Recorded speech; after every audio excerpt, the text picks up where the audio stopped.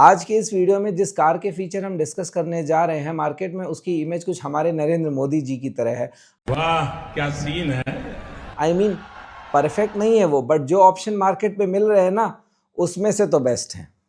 Drive quality, comfort, mileage, safety, good looks, ground clearance, इन सब का एक परफेक्ट ब्लेंड देती है स्कोडा स्लाविया।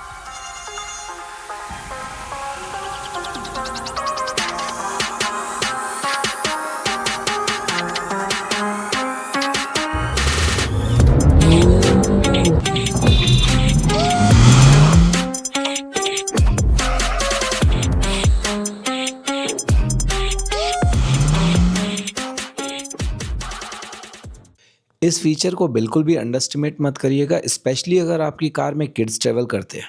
ऑलरेडी 100+ डेथ्स हो चुकी थी till car maker realised and developed this feature. And yes, I am talking about anti pinch power window and sunroof.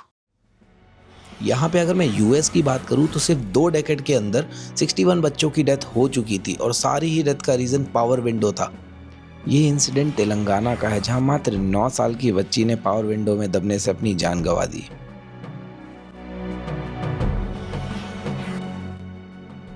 ये इंसिडेंट दोदागिनी विलेज का है, जहाँ पे एक लड़का कार की पावर विंडो में ट्रैप हो गया। 2019 का ये बहुत ही ट्रेजिक इंसिडेंट था, जहाँ पे यूलिया शर्को नाम की एक औरत विंडो के बाहर देख रही थी और उसका छोटा बच्चा जो कि उसकी गोद में बैठा था, वो पावर विंडो के बटन को क्लिक कर देता है और गर्दन ट्रैप होने से उस लेडी की डेथ हो जाती है। ये सारी इन्फॉर्मेशन देने का बस एक ही मोटिव था, अवेयरनेस, कि आपको प्लीज समझे कि ये फीचर बहुत इंपॉर्टेंट है। हालांकि most of the car manufacturer ये फीचर ऑलरेडी कंसीडर करते हैं अपनी कार में, बट इंडिया में मैंडेटरी नहीं है इस फीचर को देना। विंडो या सनरूफ के बीच में कोई भी ऑब्स्टिकल आने से वहाँ पे वो उसको ट्रैप नहीं करेगा और रिट्रैक्ट कर जाएगा। इसको ऑटो रिवर्स फीचर भी कहा जाता है। अभी सनरूफ को जब मैं क्लोज करता हूँ और मेरा हाथ यहाँ बीच में आता है, ये ऑटोमेटिकली वापस चला जाता है। So I saw many people are coming and saying कि स्कोडा अपनी कार में अब पहले की तरह बाकी सारी विंडोज़ में 1 click up and down feature नहीं देता है।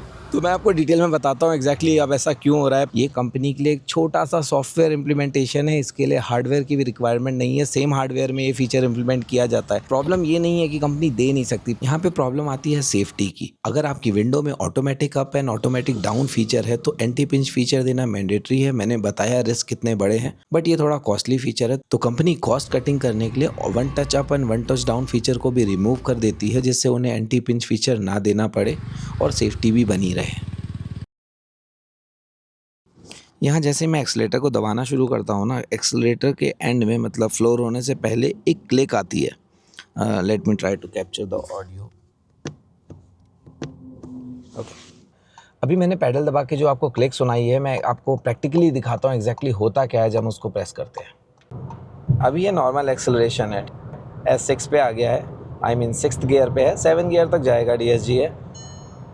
I want to go fast, I want to overtake this car which is moving at around 110 kmph. So I'll just press it and click, boom.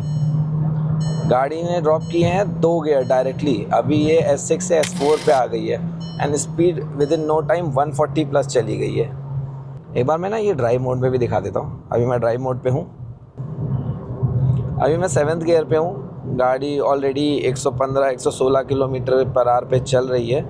यहाँ मैंने acceleration press किया, अभी गाड़ी D5 पे गई है, स्पीड इसने बढ़ाना शुरू कर दिया। बट जैसे मैं क्लिक करता हूँ, now it will drop 1 more gear, अभी D4 पे आ गई और एक्सेलरेशन आप देख रहे हो।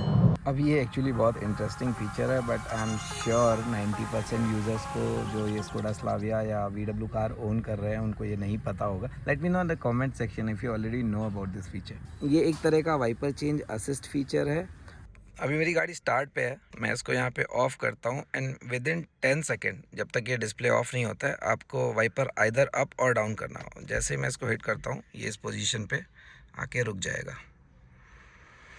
अभी बताता हूँ यहाँ पे एडवांटेज क्या है इसका।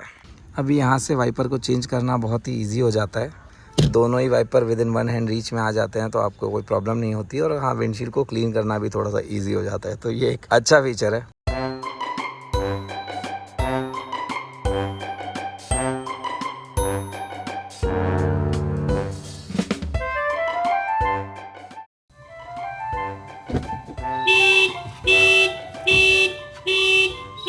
ये एक एंटी थेफ्ट फीचर है जो VW ग्रुप अपनी कार में इसलिए देता है कि अगर आपने अपनी की से या रिक्वेस्ट सेंसर से कार को लॉक कर दिया है तो कोई उसे ओपन ना कर पाए।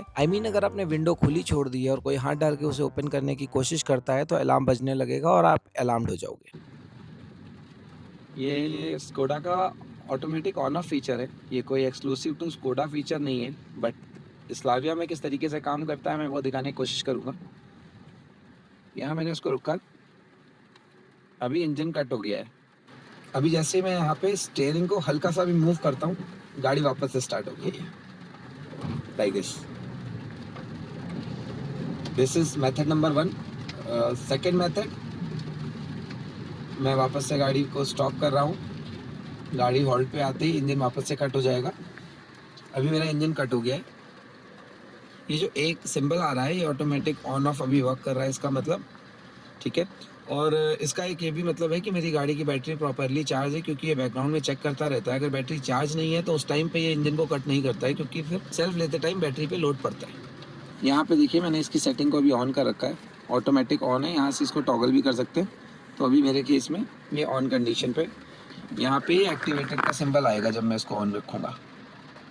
जैसे ही मैं ब्रेक को रिलीज़ करूँगा गाड़ी स्टार्ट हो जाएगी। ये देखिए गाड़ी स्टार्ट हो गई है, यहाँ पे मूव होने लग गई है। Okay, this is method number 2। तीसरा तरीका दिखाता हूँ। यहाँ मैंने गाड़ी को स्टॉप किया, मैंने इसको पार्क पे डाल दिया। सपोज़ बहुत टाइम तक मैं कहीं पे रुका हूँ, मैंने इसको पार्क पे रख दिया है। गाड़ी मेरी पार्क पे है और यहाँ पे पार्क का सिंबल आ गया है और यहाँ पे भी इंजन कट हो गया है। अब जैसे ही मैं पार्क टू डी पे जाऊँगा, ये मैंने इसको डी पे मूव किया, गाड़ी अगेन फिर से स्टार्ट हो गई है। इन 3 तरीके से automatic on off feature work करता है स्कोडा स्लाविया में। यहाँ मेरी स्पीड आ गई है, ठीक है, 90-80 के आसपास आ गई है। ये जो मेरे साइड मिरर है, अभी मैं इनको अगर यहाँ से क्लोज़ करना चाहूँगा तो ये क्लोज़ नहीं होंगे, क्योंकि मेरी स्पीड 60 kmph के ऊपर है। यहाँ पे देखो मैंने इसको क्लोज़ कर रखा है, बट ये क्लोज़ नहीं होगा। सेफ्टी फीचर है। अभी जैसे ही मैं स्पीड को थोड़ा डाउन करता हूँ, मैं एक मिनट स्लो स्पीड लेन पे चला जाता हूँ। यहाँ मेरी स्पीड चली गई 85, let me go further down, may be around 50, 54, 53 के अराउंड है। अभी जब मैं इस मिरर को क्लोज़ करता हूँ तो ये क्लोज़ हो गया है, आप देख पा रहे हो। बारिश भी होने लगी है,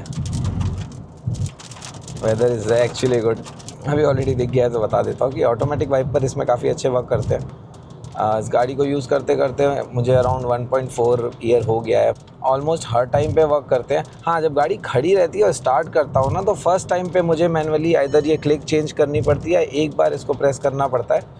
उसके बाद जब गाड़ी मोशन पे रहती है तो कभी भी मुझे मैनुअली जाके चेक नहीं करना पड़ा कि वाइपर ऑन है या ऑफ़ है।